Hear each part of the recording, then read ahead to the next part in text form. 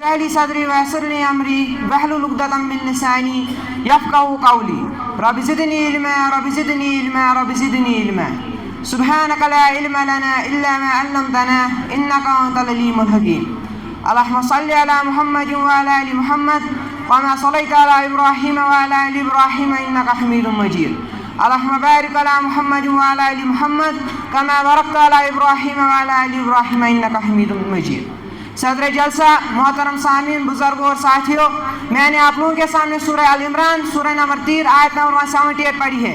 اس مناسبت سے میری تقریر کا عنوان ہے فکر آخرت. محترم سامعین آپ اور میں جہاں زندگی گزار رہے ہیں اسے دنیا کہتے ہیں. ہماری منزل دنیا نہیں ہے بلکہ ہماری منزل آخرت ہے جہاں آخری ٹھکانہ یا تو جنت ہوگا یا جہنم. آخرت کی تیاری ہم سب کو کرنی ہے. دنیا میں رہنے کے لیے ہماری تیاری بہت زیادہ ہے. ہمارے پاس کل قیامت کی کیا تیاری ہے, عذابی قبر سے بچنے کی کیا تیاری ہے, پولیس سے گزرنے کی کیا تیاری ہے, قیامت کے دن حوض کوثر حاصل کرنے کی کیا تیاری ہے, اللہ کے سامنے کھڑے ہونے کی کیا تیاری ہے.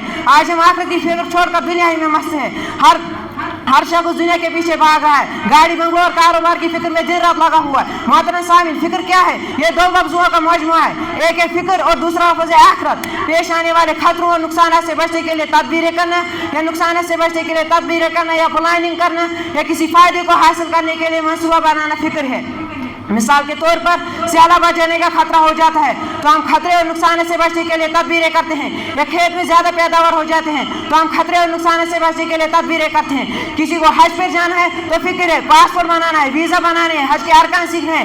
کسی کو کام کے لیے باہر جانا ہے تو وہاں کے ماحول کے بارے میں جانکاری لیتے ہیں. بیٹے کی پڑھائی کا معاملہ ہے تو فکر ہے, بیٹی کی شادی ہے تو فکر ہے, سب چیز کے لیے فکر ہے. گھر بنانا ہے تو فکر ہے.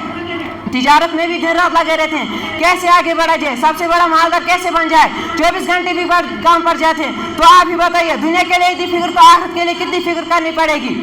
بغیر محنت کے کچھ نہیں ملتا. جب دنیا نہیں ملتی ہے تو آخرت کیسے ملے گی.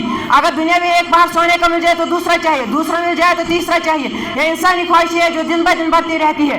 صفت الصفوۃ لابن الجوز صفحہ نمبر 40 حدیث نمبر 229 عن الانصار بن بشیر بن حجر عن ابی ہریرہ وقع فی مرضه فقیل له ما یبیک فقال اما انه ما ابکی هذه ولكن ابکی على بوج سفری وقلة زادی وانی اصبحت على جنة ونار لا ادری ایہما یؤخذ بی. سالم بن بشیر بن حجر رضی اللہ تعالیٰ عنہ سے روایت ہے کہ ابو ہریرہ کے مرتے وقت انہوں نے رونا شروع کر دیا. تو کسی نے کہا آپ کیوں رو رہے؟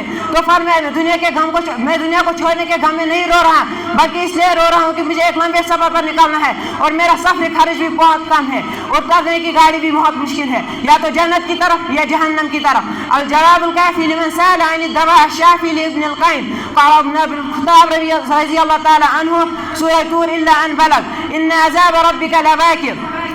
حضرت عمر رضی اللہ تعالیٰ عنہ سورہ طور کی تلاوت کر رہے تھے, اس آیت پہ پہنچے ان عذاب ربک لواقع, بے شک تمہارے رب کا عذاب واقع ہونے والا ہے. ابو رضی اللہ تعالیٰ عنہ سے روایت اپنے باپ سے روایت کرتے ہیں, میں جب گھر سے نکلتا ہوں حضرت عائشہ رضی اللہ تعالیٰ عنہ کے سلام عرض کرتا ہوں. ایک دن میں گھر سے نکلا تو حضرت عائشہ رضی اللہ تعالیٰ عنہ نماز پڑھ رہی تھی اور قرآن کی آیت فمن اللہ علینا ووقنا عذاب السموم, بے شک اللہ نے ہم پر رحم کیا جو تیز زہریلی دھوپ سے ہمیں بچا لیا. پڑھ رہی تھی اور روتی جا رہی تھی.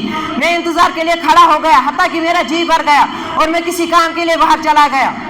واپس پلٹا تو حضرت عائشہ رضی اللہ تعالیٰ عنہ ابھی بھی یہی آیت پڑھتی جا رہی تھی اور روتی جا رہی تھی.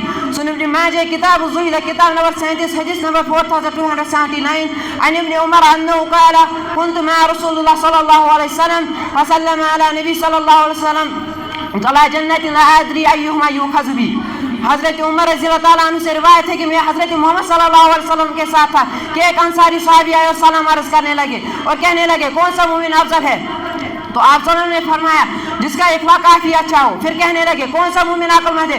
تو آپ صلی اللہ علیہ وسلم سے فرمایا جو آخرت کو زیادہ یاد کرے اور اس کے بعد کے لیے زیادہ اچھی تیاری کرے. آخرت کو یاد کرنے آخرت کو یاد رکھنے کا فائدہ یہ ہے کہ اسے جلدی توبے کی توفیق مل جاتی ہے, اور جو آخرت کو یاد نہیں کرتا ہے آخرت کو یاد نہیں رکھتا اسے توبہ کرنے کی توفیق جلدی نہیں ملتی.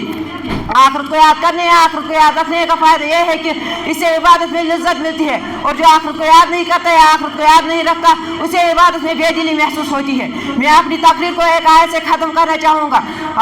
سورہ ال عمران سورہ نمبر 3 آیت نمبر 178 كل نفس ذائقة الموت وإنما توفون أجوركم يوم القيامة فمن زحزح عن النار وادخل الجنة فقد فاز وما الحياة الدنيا إلا متاع الغرور. ہر جان کو موت کا مزہ چکھنا ہے اور قیامت کے دن تمہیں اپنے بدلے پورے پورے دیے جائیں گے. جو آگ سے